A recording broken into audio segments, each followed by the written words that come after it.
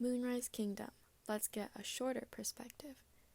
Director Wes Anderson tells the story of two misfit children who run away together. The girl, Susie, is from a large family she wishes she wasn't a part of, and the boy, Sam, is an orphan who belongs to no family at all. Each child longs to be loved in a way that isn't being fulfilled until they find each other. Living on opposite ends of a small island, and after continuing a relationship as pen pals for some time, they decide to finally meet up and go on an adventure together in the wilderness using Sam's masterful scout skills to survive.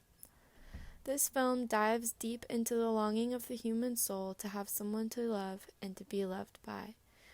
When that desired need is unfulfilled, we sometimes take on destructive coping mechanisms. Just as the children seek fulfillment of their desires by running into danger and leaving their caretakers in dismay, the adults also strive to fill their voids of love in ways that hurt those around them, namely Mrs. Bishop's affair with Captain Sharp. This film explores desire for human connection and how those connections are reached. Moonrise Kingdom displays the way children see the world through a myriad of artistic techniques, one of the most prominent being color. With simple, straightforward hues of yellows, blues, and reds, Wes Anderson uses primary colors to hint at how children see things more directly than adults. Yellow represents safety and contentment, while blue represents the discomfort and the unknown. Moonrise Kingdom is also shot in a unique style that gives us a sense of superficiality or childlike playfulness.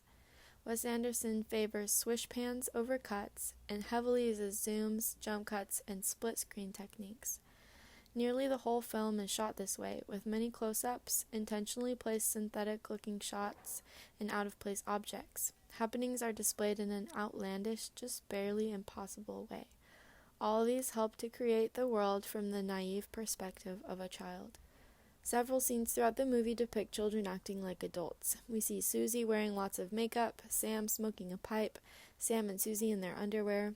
However, something in each of these scenes doesn't quite fit. Sam smokes a pipe but also wears a silly fur hat. Sam and Susie discuss getting married like adults, but the scene is disturbed by a child in bright yellow doing flips on a trampoline. These two are trying desperately to feel included and loved in an adult world, but just aren't quite making it. The scene that takes the cake is when Sam is sitting with the police officer, Captain Sharp, who has temporarily taken him in. They are same level in the camera, facing each other as equals, as Sharp admits Sam is probably a smarter person than he is and offers some beer. Here we see how child and adult aren't so different after all. With the conclusion of the film, we see the void of someone to love being filled for each character, adult or child.